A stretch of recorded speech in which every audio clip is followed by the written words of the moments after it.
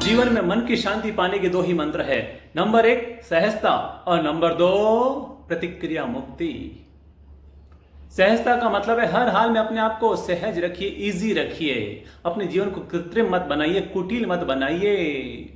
इस दुनिया में सब कुछ बदलता रहता है, कभी धूप, कभी छांव, कभी सुख, कभी दुख, कभी संयोग, कभी वियोग, कभी लाभ, कभी हानि। फिर हम क्यों छोटी छोटी बातों पर असहज हो जाते हैं।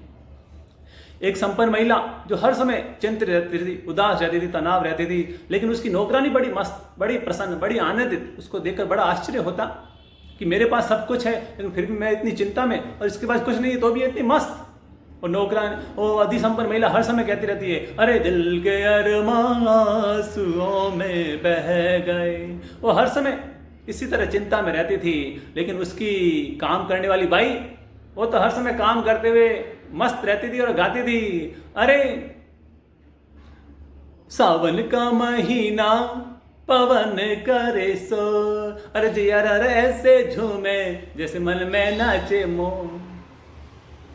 ये देखकर उसे बड़ा आश्चर्य होता था। एक दिन उसने महिला काम वाली बाई से पूछा, अरे मेरे पास सब कुछ है, मैं इतनी उदास, और तेरे पास कुछ नहीं तो इतनी चिंतित। तो उस बाई ने कहा, अरे आपकी चिंता का कारण है दूसरों से तुलना करना। अगर आपको तुलना करनी है तो आप मुझसे तुलना कीजिए कि परमात्मा तेरी बड़ी कृपा है, तूने इसे कुछ नहीं दिया तो मुझे तो सब कुछ दिया है। बस इतना सोचने मात्र से आपके मन में भी शांति और आनंद आ जाएगा। क्योंकि मैं भी यही सोचती हूँ कि प्रभु, अरे इस दुनिया में हजारों लोग ऐसे जो मुझसे ज़्यादा दुखी है, तूने कम से कम मुझे सुखी तो बनाया है। यह है हमारी सहजता का राज। दूसरी घटना एक और बताना चाहूँगा। एक बहन पूना में हमारे पास आई, उसके 2 बच्चे थे। एक बच्चे के एक ही आँख थी, वो एक आँख से काना था। मैंने बहन से पूछा, जब तुम अपने बच्चे को देखती तो मन में क्या आता है। तो बहन ने कहा, जब ये पैदा हुआ था और इस तरह से इसकी एक आँख नहीं थी तो मैं हर समय चिंता में रहती, तनाव में रहती, असहज रहती, भगवान को कोसती रहती, अपने कर्मों को कोसती रहती, अपने भाग्य और नसीब को कोसती रहती। एक बार मैं इसको दिखाने के लिए चेन्नई गई और वहाँ पर जब मैं गई तो एकदम देखकर हक्की बक्की रह गई, क्योंकि वहाँ पर सैकड़ों बच्चे अपने माता पिता के साथ आए हुए थे और किसी के दोनों आंखें नहीं, किसी की आंखें टेढ़ी मेढ़ी, किसी की आंखें ऊपर नीचे, किसी की आंखें तो थी लेकिन आंखों में रोशनी नहीं। ऐसा देखा तो मैं एकदम हक्की बक्की रह गई। मैंने उसी समय हाथ जोड़े और परमात्मा को धन्यवाद दिया कि प्रभु तेरी बड़ी कृपा है। अरे मेरे बच्चे के भाग्य में तो दोनों आंखें नहीं थी, लेकिन कम से कम तूने एक आंख तो दी है। आज से मैं तेरे प्रति सदा शुक्राना समर्पित करूंगी। यह है हमारी सहजता का राज। जो है जैसा है उसमें अपने जीवन का आनंद लीजिए। जैसी भी परिस्थिति मिली है, जैसी भी घटनाएं घटती है, जैसे भी लोग मिले हैं, जैसी भी वस्तुएं मिली है, उनमें अपने आप को असहज मत कीजिए और हर हाल में अपने आप को सहज रखिए। एक बहन जी को सजने संवरने का बड़ा शौक था। उसके पति कहते, अरे ये क्या बुढ़ापे में सजना संवरना। उसने कहा, नहीं मुझे बहुत अच्छा लगता, मुझे बहुत अच्छा लगता है। एक दिन वो सजी और संवरी हुई एक प्रोग्राम में बैठी थी और एक व्यक्ति बार बार उसको देख रहा था। तो उसने अपने पति को आवाज दी, आओ आओ देखो, वो व्यक्ति मुझे कितनी देर से मुझे टकटकी लगाए देख रहा है, लगता है आज मैं बहुत सुंदर हूं। तभी पति ने मुस्कुराते हुए, अरे तुम्हें नहीं मालूम वो व्यक्ति तो कबाड़ी है, कबाड़ी पुराने आइटम देखने का आदी है।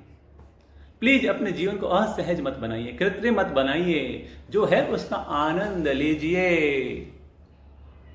और नंबर 2 वो है प्रतिक्रिया मत कीजिए। छोटी छोटी बातों पर हम उग्र प्रतिक्रिया कर लेते हैं, रिएक्शन कर लेते हैं और अपने मन की शांति को खंडित कर देते हैं। आज सबसे बड़ी एक ही दिक्कत है, घर में भी रिएक्शन, समाज में भी रिएक्शन, व्यापार में भी रिएक्शन, रिश्तेदारी मित्रता में भी रिएक्शन। ये छोटी छोटी बातें रिएक्शन हमारे मन की शांति को, हमारे स्वास्थ्य को बिगाड़ देती है और हम अपने आप से दूर हो जाते हैं।